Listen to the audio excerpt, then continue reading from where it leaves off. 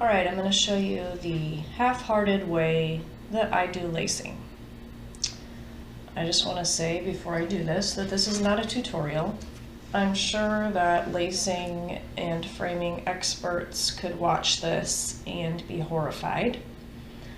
I'm not going to make any apologies for how I do it, but I have figured out a few tricks on my own that have been helpful. The last time I talked about lacing was a couple videos ago, and since then I think I've improved my technique a little bit. One was thanks to a commenter who said she doesn't cut off her lengths of thread, she just leaves it on the spool so that she doesn't run out of thread. I started doing that and kind of have improved my technique.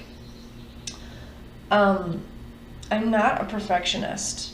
If you want a perfectly finished laced framed piece, or you want to try out pinning, this is, again, not a tutorial, and that's not the way that I do it, because I'm not a perfectionist. I do not like the method that takes forever. At this point in the project, I'm just ready to be done.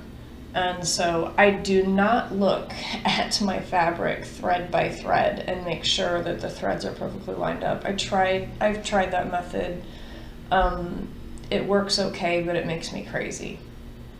So for the sake of my mental sanity, this is my lacing method. I'm going to be lacing Autumn Cat Sampler by the Kooler Design Studio. So I have my frame not in front of me, but I have measured and cut my acid-free foam core. You can get this at Hobby Lobby. Other things I'm going to use, this is a sewing tool. I don't remember what it's called. They're readily accessible, and I will show you why this is marvelous. Also a sanity saver. I lace with upholstery thread. This one is by Coats. It doesn't really matter what brand or anything. And it doesn't even really matter what color. It's going to be on the back. You won't see it. Alright. I've ironed my piece. Now an important, let me just say, if I seem cranky, I am sort of cranky. This is the third piece I've laced today. And everything's gone well, but I don't enjoy this process, and so I'm feeling a little hangry, but we're pushing on through. One of the reasons I'm cranky is because I tend to forget this step. I just laced one of my models and got to the very last step and looked at the front, and you could see trailing threads. I probably wouldn't have fixed it if it was just my personal piece to hang on the wall. But since it was a model, I felt like I had to fix it, so I had to completely redo that one. But that is an important step, and I have forgotten it on other occasions. It's really annoying to see the hanging threads on the front. This piece is kind of a mess, but I don't really... Okay, I can cut that. I don't see a lot of, I mean, it's on white. I wasn't super careful. I tried to be careful where I felt like you'd be able to see it, but I don't see a lot that needs taken care of. And of course I've ironed it. Alright, so here's what I do. Now the handy thing about this fabric is I don't know if you can see through it, but I can see through it. And I'm sorry if sometimes I go out of frame, but if I have to make sure that everything's perfectly in frame, it might hurt someone. Okay, so regardless of whether you can see through it or not, and this one also has straight, well, not completely straight edges, but there's a lot of straight edges. It makes it a little bit easier to see. This is a cat hair, which is appropriate for this piece. Okay, now this is why this thing is marvelous. When I think I've eyeballed it as closely as I can,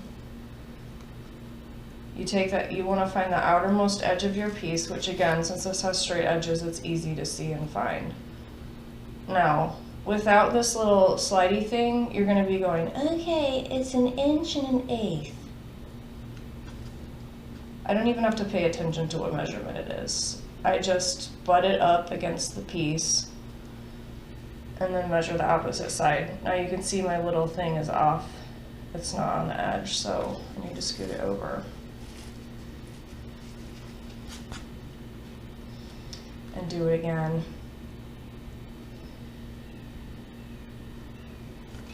I usually overcorrect. That's how I wrecked my first car, overcorrecting. Okay, so I will just fiddle with it until it measures the same on both sides. And I'm just holding it and letting it hang off the edges. So now I'm going to do the top and the bottom. And adjust carefully.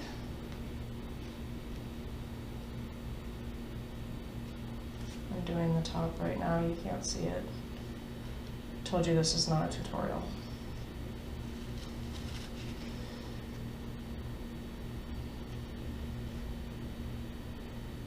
Okay. It's pretty much there.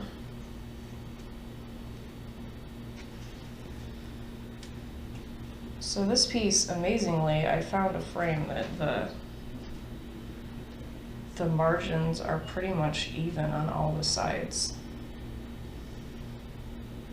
Which on one hand is nice, on the other hand, your eye will really be able to see if it's not right. Which is why sometimes I like wonky borders, because you don't have to be as exact with your framing. Okay, I'm happy with where it's at right now. I'm just holding it because this, I told you this is not precise. And I don't care. Garbage truck is going by. Okay, here's what I'm gonna do. I'm just gonna simply put, forgot to mention, pins.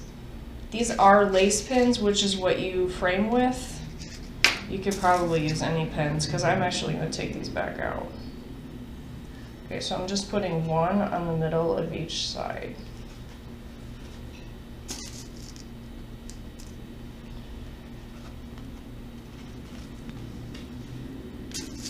Okay.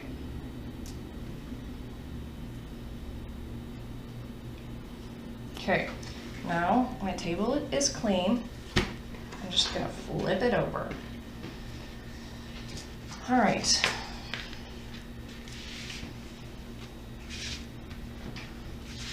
I'm going to start lacing. Now this is like, I don't know how this is gonna go on the camera because sometimes I take up half the room, like with acrobatic activities with my long threads. So here's what I'm gonna do. I feel like this is ingenious. I have a bigger size needle. This is a 28 tapestry needle. I'm gonna get a really long strand. I like to do the if there's a long side, I like to do the long side first.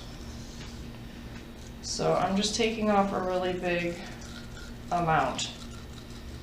I'm not cutting it. I'm not making a knot. I'm just making a really, really long strand. Okay, so I'm going to start even with the top of the foam core.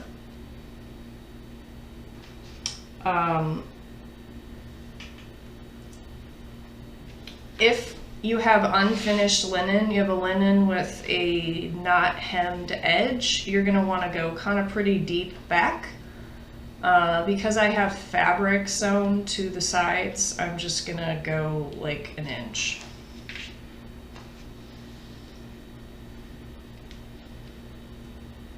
So you can see my end is still attached to my spool.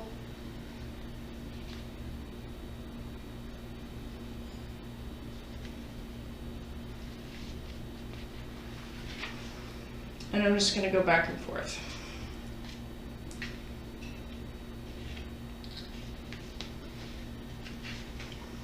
Now, the nice part about this spool, keeping it on the spool, which thank you to the kind commenter who said that she did this. Nice part is you can always work out more thread, because this requires a lot of thread, a really, really long piece, which is why you're like, you know, going all around the rim to get the length through. And also, like, you know, maybe your piece only went this far, and so you're making these giant stitches back and forth. Obviously, to do this side, my stitches are going to be longer. So I'm not making it very tight, I'm just getting the stitches in at this point. And I'm going every, I don't know, about every inch, just back and forth. This is not rocket science. This is where I would speed up the video if I knew how to do that, but I don't.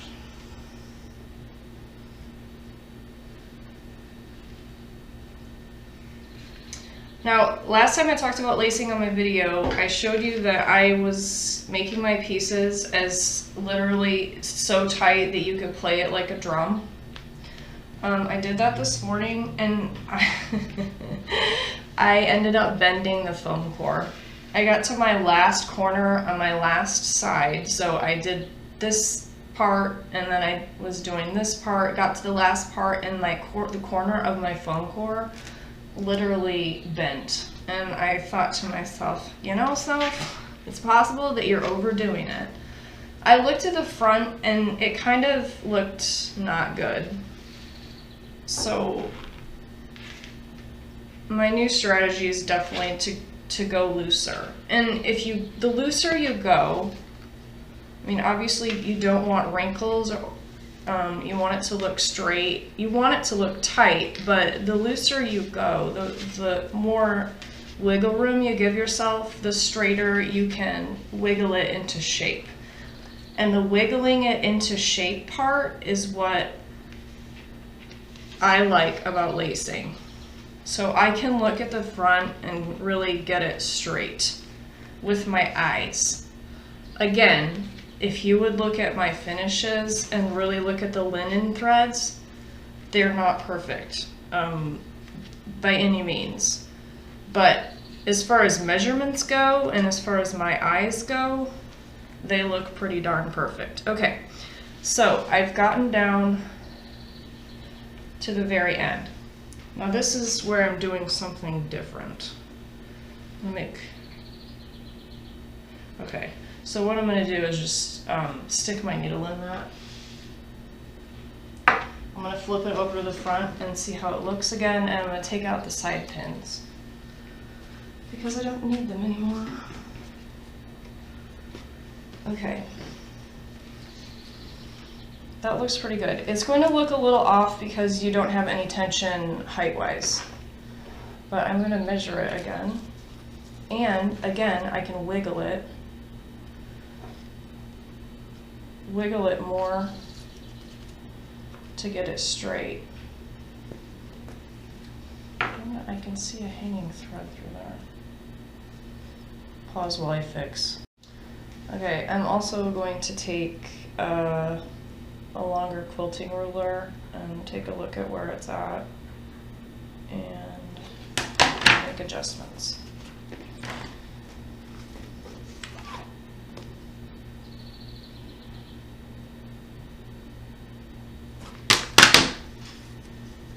Okay, once I'm happy with how straight it is, I'm just going to flip it over and I'm going to start the tightening process, which again with the spool has been made a little bit easier. So it's not tight now.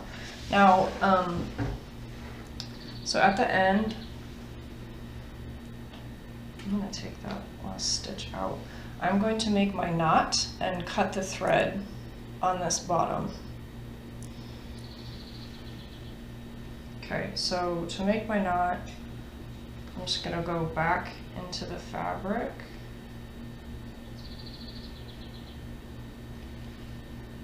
And I like to knot it like 3 or 4 times.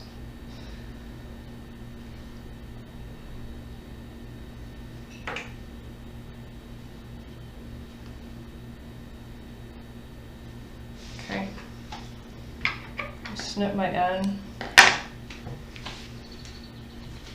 All right, now I'm just gonna start tightening it. Now, before I was over tightening. I'm gonna try to keep, I'm gonna try to just loosen up.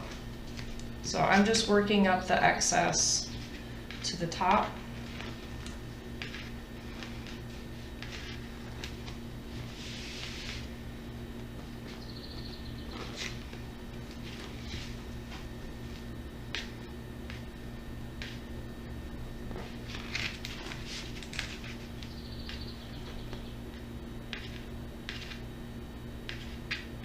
And even after I've tightened it like this, I can still wiggle it around on the front if I need to. I am so hangry right now. Okay. Okay, so I'm all the way at the top. I'm going to make, I cut it off the spool. I'm gonna make one more stitch just to make this even across the very edge.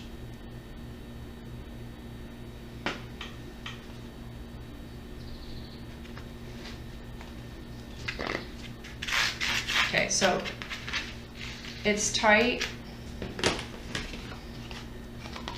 I guess you could still play it like a musical instrument, but it's not as tight as I used to do it. Okay, so I'm gonna make my knot. I'm holding the tension to keep it tight up here. Going over to my fabric. I'm gonna keep the tension with my thumb while I make my stitch. And then just let go at the last second.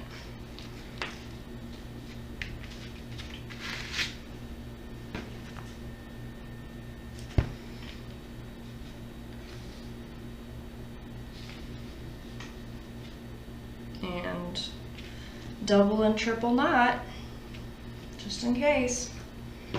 Cutting my thread, checking the front.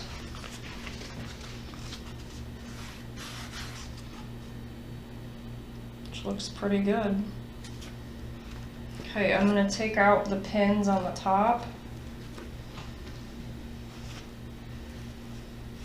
I don't know, where did my bottom pin go?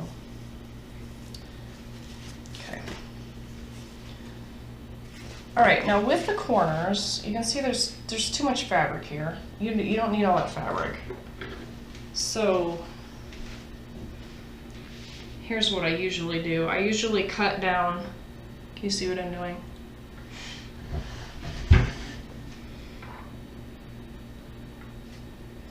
I cut down this square of fabric. Hey everyone, it's future me interjecting. So this is the part in the tutorial where I didn't make the best choice and my usual choice. I don't know if the tutorial pressure was getting to me or what. If you cut the square with the excess fabric, when you fold your fabric over, it works out perfectly fine. But I forgot that I usually cut a triangle. If you cut a square, you're gonna have this, my fingernails are stained from like painting earlier today.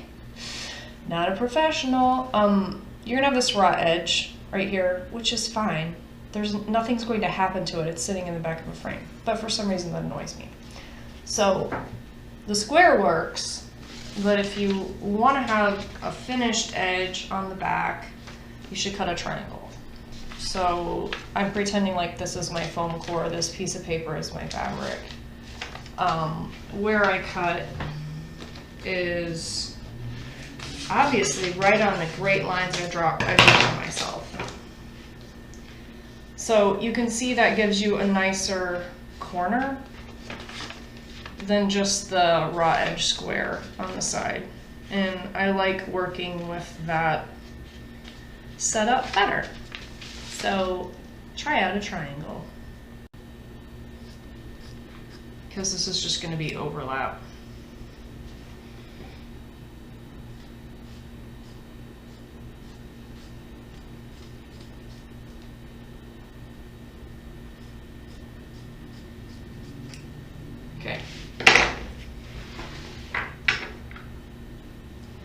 gonna do that on the bottom as well.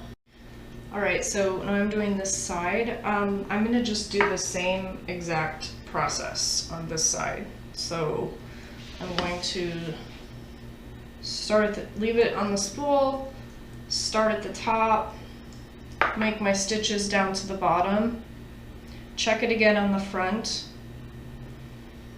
flip it over.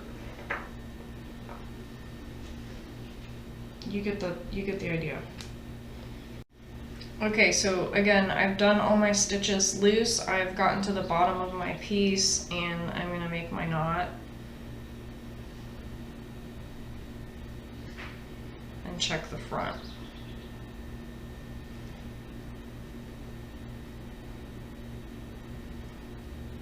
Yeah.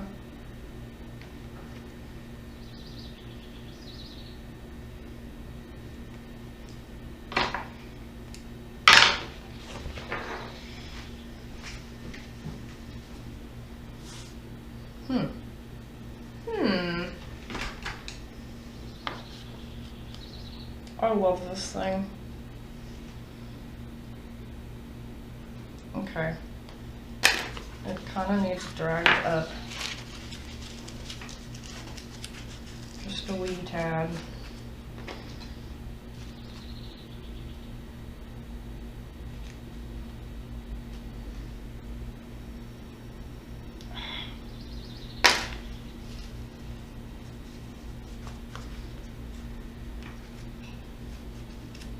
Okay. I'm going to tighten now.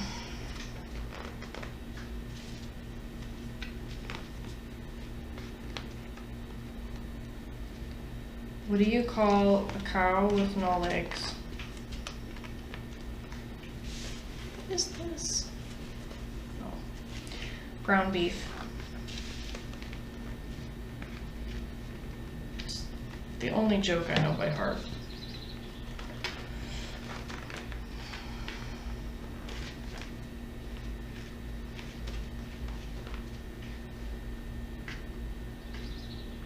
Okay, I'm going back up to the top and cutting it off and making a knot. You don't need to see that, do you? No. I want to see what it looks like in the frame. I measured all my lines and it looks pretty good. I can still adjust it. I can still wiggle it around to make it straighter. If you didn't like that, you could stick pins in it after you got it as straight as you wanted. I don't really care. You know, some frames aren't perfectly straight, and so you might put it in the frame and go, oh man, that line is not straight now. So you could still play around with it. But that, can't hold it far enough away, but that's what it looks like in the frame. I think it looks good. As far as the backs of the frames go, look how much I paid for that one. Steal. I take them to my framer and have her finish up the backs for me. I know finishing up the back is like no big deal, but I am lazy and I don't want to do it. So this frame doesn't have hardware, doesn't have anything on the back. I also think I might put glass in this one so that I can put it in my kitchen. So I'm gonna get glass, the backing and hanging hardware, and it'll be perfect. So thanks for lacing with me.